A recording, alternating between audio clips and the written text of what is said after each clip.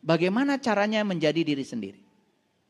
Satu, belajar menerima diri apa adanya. Diri kita dulu.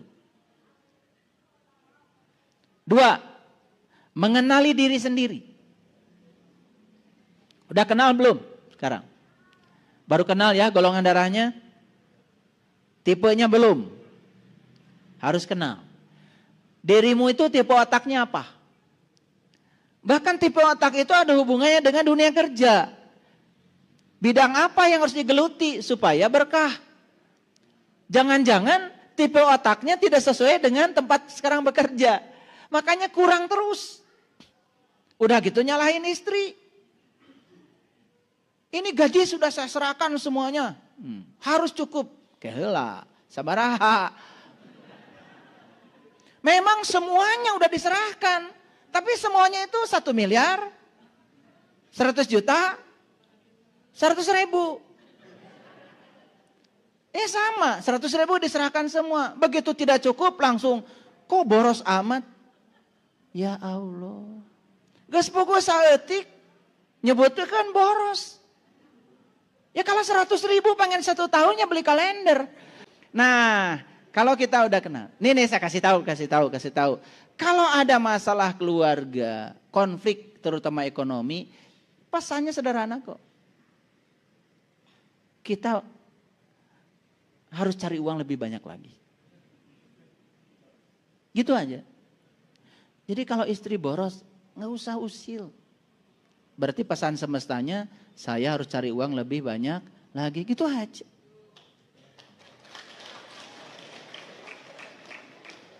Memang bisa cari uang banyak, tergantung pikiranmu.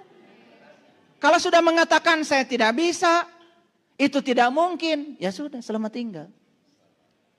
Wassalam. Allah yang ada dalam dirimu yang maha kaya itu mana?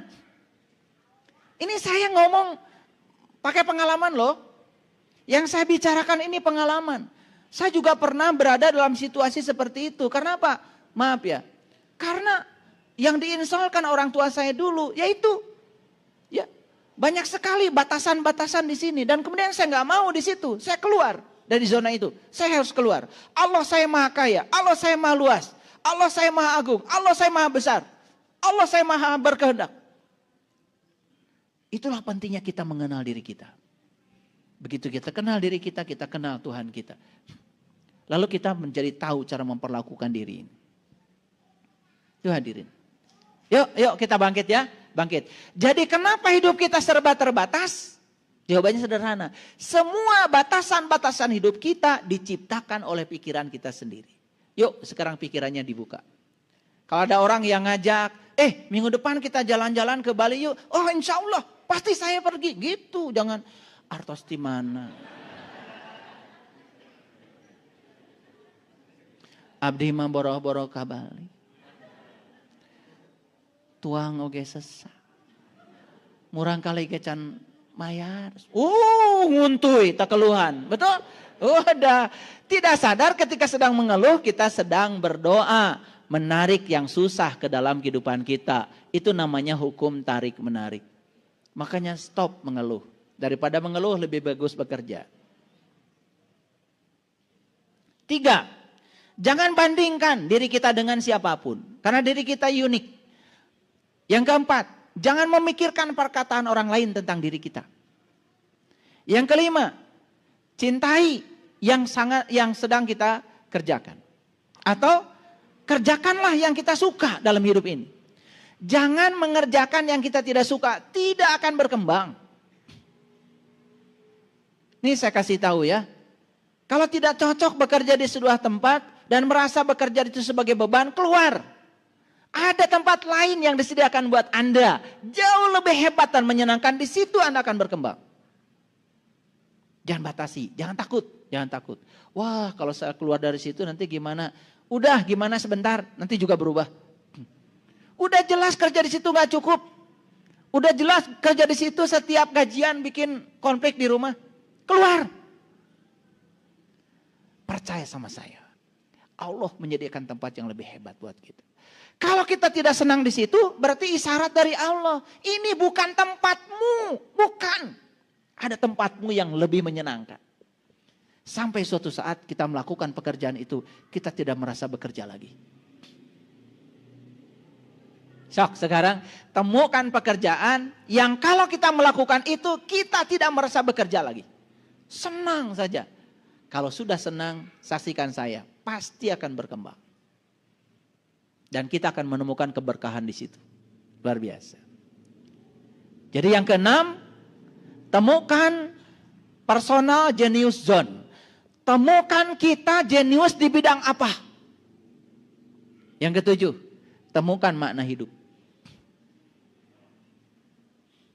Kapan hidup kita bermakna? Kalau hidup kita sudah berguna bagi orang lain. Kapan hidup kita berguna bagi orang lain? Kalau kita sudah berguna bagi diri kita sendiri. Tetap saja kembalinya, yuk kita berguna dulu dong buat diri kita. Makanya saya sering mengatakan, kami ini di Tanah Parahyangan punya rukun iman tersendiri. Bukan berarti kita tidak percaya rukun iman yang 6 itu, percaya. Tapi kita punya rukun iman ya leluhur kita, terutama di Tatar Parahyangan. 6 juga sama. 1, nulung kanu butuh. Kapan kita bisa nulung kanu butuh? Menolong orang yang butuh. Kalau kitanya sudah punya keahlian. Menjadi seorang profesional. Makanya disitulah pentingnya kita menjadi ahli dalam bidang apa. Ada yang ahli bidang elektronik, orang akan nolong, akan minta tolong sama Anda. Ada ahli di bidang AC, ada ahli di bidang otomotif, ada ahli di bidang masak, ada ahli di bidang rias pengantin. Coba, keahlian begitu uniknya. Nulung kanu butuh. Menjadi seorang profesional. 2, nalang kanu susah. Bagaimana kita bisa menolong orang yang susah kalau kitanya masih susah? Berarti leluhur kita ingin supaya kita tidak susah. 3, ngahudangkeun kanu sare. Membangunkan orang yang tertidur. 4, nyaangan kanu poekeun. Menerangi orang yang dalam kegelapan. Bagaimana kita bisa menerangi yang kegelapan? Kitanya masih gelap. 5, ya, nepak kanu poho. Mengingatkan orang yang lupa. Lupa apa? Lupa jati dirinya. Lupa tempat asalnya. Lupa kalau dia akan pulang. Ingatkan. Tapi kita akan bisa mengingatkan orang yang lupa kalau kitanya sudah sadar. Ini kan masalahnya banyak orang yang belum sadar tapi berani-berani mengingatkan orang yang belum sadar. Tambah gak sadar. Yang keenam adalah nganter kanu keeng. Mengantarkan orang yang takut. Karena dalam hidup ini banyak sekali orang yang takut. Takut menghadapi kehidupan, takut menghadapi kematian. Kenapa orang takut? 1 masalahnya, karena dia belum menemukan berkah hidupnya. Kan anak kecil coba, umur 4-5 tahun. Pagi-pagi dandani, kasih baju bagus, kasih bedak, kasih minyak wangi. Jamur di teras. Ibu langsung ke dapur lagi masak. Di luar dugaan tuh anak udah pergi. Disamper teman-temannya. Ternyata main di pematang sawah. Becek-becekan. Saya tanya, ini anak berani gak pulang ke rumah? Kenapa? Takut. Betul gak? Karena asalnya bersih, jadi kotor. Asalnya wangi, jadi bau. Betul? Nah, kondisi ini yang menyebabkan dia takut. Salah sendiri. Wanginya dirubah jadi bau, bersihnya dirubah jadi kotor. Semua orang yang takut menghadapi kehidupan dan takut menghadapi kematian, masalahmu itu. Yang bersih dari Allah kamu kotori. Yang wangi dari Allah kamu jadikan bau, itu masalahmu. Itu yang membuat kamu takut. Ayo, mau dikorek kemana? Gak akan salah saya. Itu? Makanya menghadapi mati takut. Ya, karena apa? Begitu banyak di sini. Karena apa? Di dunianya main becek-becekan. Di dunianya main kotor-kotoran. Betul apa tidak? Iya. Senang di tempat becek. Kalau kerja di perusahaan cari yang basah. Iya. Begitu dipindah dari yang basah pada yang kering, stres. Padahal itu pertolongan Allah. Kamu bahaya dibecek terus.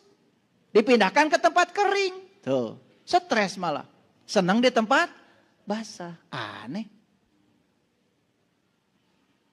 Aduh. Hadirin kalau tahu ya, harta sedikit saja nempel di tubuh ini. Yang bukan hak kita. Dan dimakan oleh kita. Tubuh ini nanti susah busuknya. Gak akan diterima oleh bumi. Kayak tubuh Fir'aun sampai sekarang gak busuk-busuk. Tuh lihat tuh di Mesir. Jalan-jalan ke sana. Saya pikir Fir'aun tuh satu. Banyak ternyata teman-temannya. Iya segedung itu Fir'aun semua namanya itu. Luar biasa. Ya. Aduh. Kalau kita tahu hukum alam. Gak usah pakai ilmu dosa atau tidak dosa. Tahu hukum alam saja. Aduh. Nih. Air. Tahu air ya? Kalau kita masukkan minyak ke dalam air. Lihat tuh. Sendiri aja minyak tidak bersatu. Pertanyaannya, apakah dalam minyak ada air? Ada. Dalam minyak itu ada airnya. Cuman air yang sudah terkontaminasi oleh unsur lain. Akibatnya apa? Walaupun sama-sama air, tapi karena terkontaminasi oleh unsur lain, dia tidak bisa menyatu dengan air.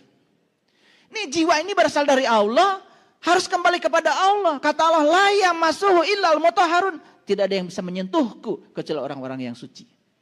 Jiwa kita dikotori oleh kita. Ya Allah, ketika mau balik, bingung tidak bisa bersatu dengan yang maha suci. Kotor. Tubuh yang asalnya bersih, mau balik ke bumi, dikotori. Maka bumi pun menolaknya. Ya Allah. Namanya mulih ka jati mulang ke asal itu harus bersih dua-duanya. Makanya saya sampai sekarang tidak tertarik ya untuk bekerja di tempat basah. Tiris.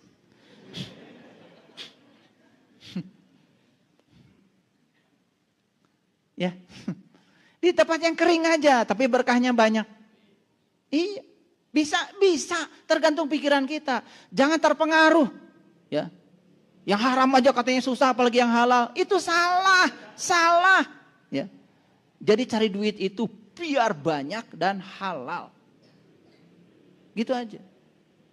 Ya, banyak dan itu baru benar itu. Paham ya? Oke. Mau berubah? Nih, kalau mau berubah sederhana, ilmunya dari saya. Jika kita ingin berubah, cari seseorang yang bisa mengubah kita. Caranya udah tahu? Perlu saya beritahu? Nanti pulang ke rumah. Orang tua ada di rumah. Tinggal cari cermin. Langsung. Taheta. Orang yang akan mengubah kita.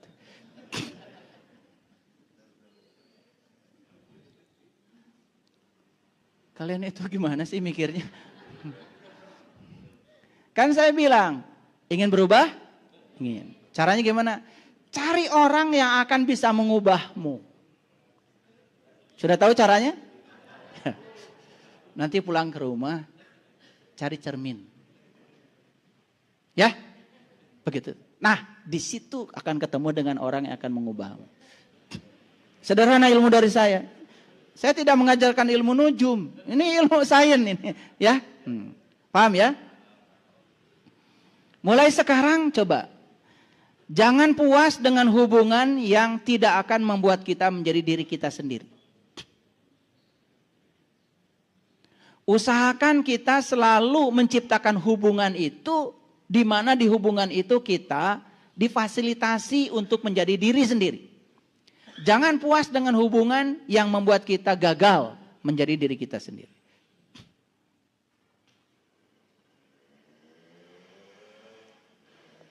Jadi kita harus bangga pada siapa diri kita.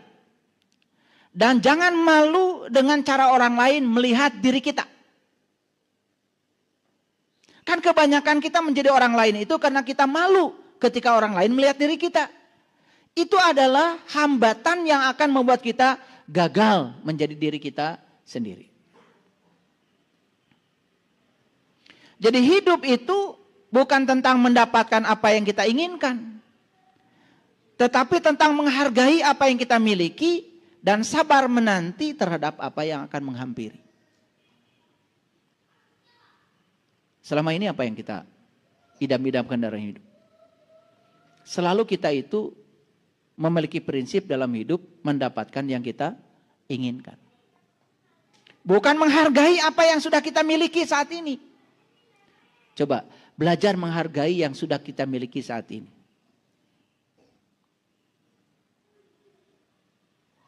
Yang akan datang luar biasa. Bapak Ibu tuh orang paling kaya. Nggak percaya sama saya? Coba matanya saya beli 10 miliar. Kasih? 10 miliar besar loh Pak. Gajinya berapa? Ada nggak orang yang berani jual mata 10 miliar? 100 miliar? Kalaupun ada, itu orang sudah kehilangan akal sehatnya. Orang yang waras 100 miliar pun matanya tidak mau dia jual. Karena mata ini harganya lebih dari 100 miliar. Kaya nggak kita? Ada yang mau jual napas sama saya 1 triliun?